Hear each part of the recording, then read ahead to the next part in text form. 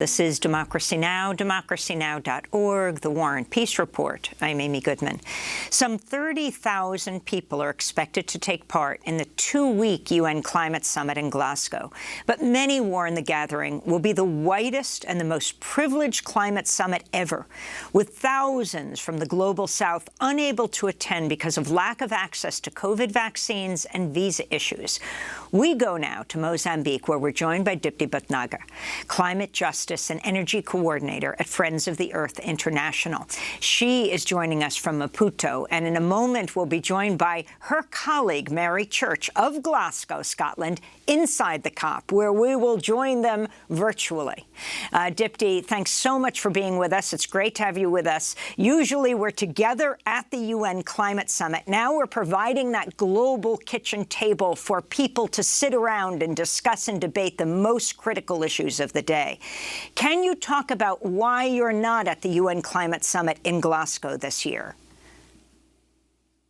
Thanks, Amy. Great to be talking to you again. I definitely wish we were speaking in person, but this is what the pandemic has done. It's been absolutely devastating for so many people across the globe. And as Assad was saying, the organization of this COP has been very deliberately done by the UK government to be this really exclusionary space, because they know that if the people from the Global South, if the progressive civil society from the Global South are not there to hold people accountable in the halls of power, it's going to be a lot easier for them to get away with carbon markets, with not putting the finance on the table, not putting the emissions reductions on the table. So for so many people like me, I am so privileged compared to so many people around me here in Mozambique and in this continent of Africa. People have faced huge burdens to be able to get to the COP, and most people have just not managed. So the vaccine situation across this continent, you can quite imagine. People are calling it vaccine apartheid for a reason, Amy. People have not got access. I think the access rate in Mozambique currently is around 6 to 7% of people have access to the vaccine. And of course, the visa burdens have been huge. And the changing rules, Amy, constantly changing quarantine rules. So Mozambique was on the red list until a few weeks ago. And that was when, we, Justice Ambiental, Friends of the Earth Mozambique, myself, we made this decision that we're not going to be able to go, and things are constantly changing. And today, Amy, the red list has been ended by the UK, and those who were still on the red list, who were planning to go and do the managed quarantine, which was supposed to be paid for by the UK government. Today, the red list has ended. The quarantine hotel is not going to be paid anymore. So people who are already on their way have to now find accommodation of their own. This is just one example of the type of barriers that have been put on the table, for which reason so many people who usually go there, because the COP is an exclusive space at the best of times, but people who usually go there, many have not been able to make it. And that's why what is going to come out of this COP, because the people who need to be there, who need to hold people accountable, are not going to be there. Those who are there, we're in solidarity with our comrades who are on the ground there. But what is going to come out of this COP is going to be largely illegitimate because of the way that they've organized it and because of the intentions behind it. Explain more what this red list is. So the red list was a list of countries from which, if you traveled to the UK, you had to quarantine for 5 days in England or 10 days in Scotland. And that was in a managed quarantine situation in a government hotel. And the UK government says, OK, we will cover the cost of the hotel. But for a woman like myself, I didn't feel safe being in someone else's space, confined for 5 days, not knowing what the situation was. For some people, it's quite normal. This quarantine situation has been normalized for people who are traveling. For us, it's not the case. And that's why it didn't feel safe to make those decisions. I understand that we're in a pandemic. We shouldn't be hosting this COP right now. I'm not saying, that there shouldn't have been quarantine, because we need to protect also the people of Glasgow so that they don't have all these people coming into their their city and possibly causing a super spreader event. We don't want that. That's why, as Assad said, in early September, so many civil society organizations said this is not the right time to have the COP. And the UK government, the way you've been organizing it, Amy, we don't know anyone who actually got the vaccines under the vaccine scheme that the UK government promised. I know lots of people who applied for it. I don't know a single person who actually got it. So these conditions leading up to the COP mean that it should not be held in this way. And the images from this morning, Amy, people trying to get into the conference center, forget about social distancing. People are just all over each other in the bitter cold, waiting to get in because of how badly this has been planned. And for us, it's not been planned badly just because. This is intentional so that the voices that are challenging those power relations don't get to be there or get to be weakened while they're there. That's the idea.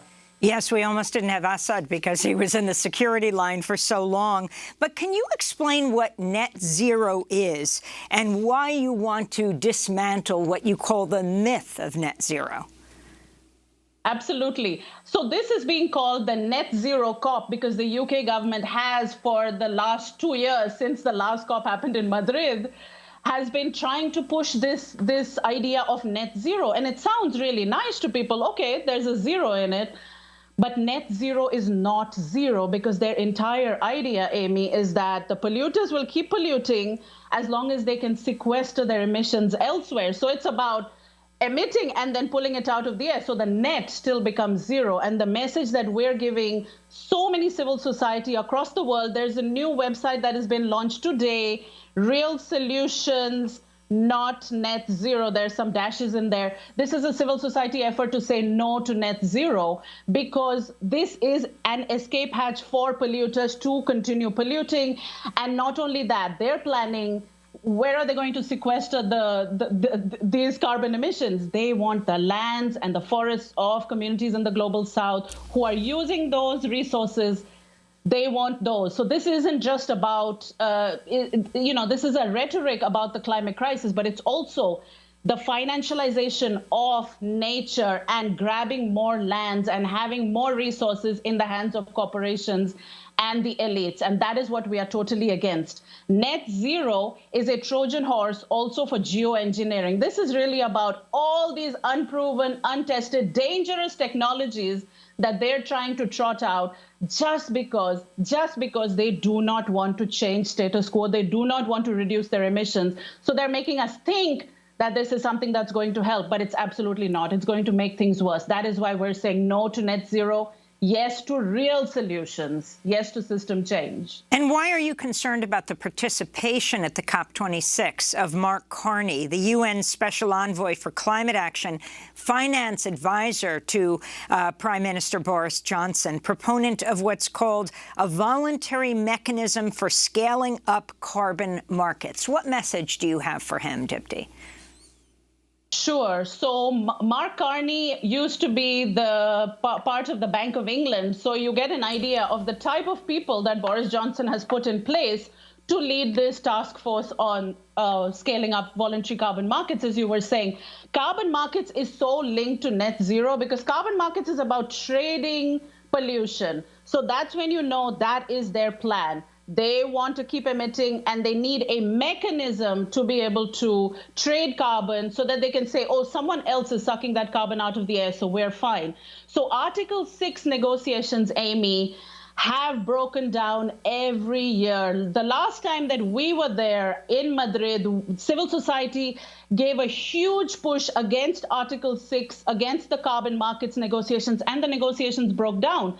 So many of us who cannot be there this year, what it means is that they're actually planning to push Article 6 carbon markets and close the agreement this year. This part of the agreement, they have not managed to decide since the Paris Agreement was signed 6 years ago. So people like Mark Carney, the where they come from, the role that they play here is really pushing so the idea is pushing carbon markets within the UNFCCC framework, within the Conference of the Parties framework, as well as the voluntary carbon markets that they're trying to push. It's all for financializing and commodifying nature.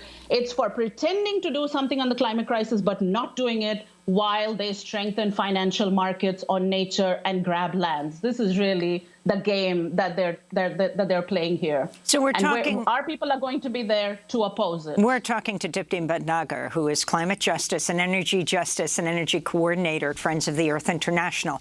She's with us from Maputo, Mozambique.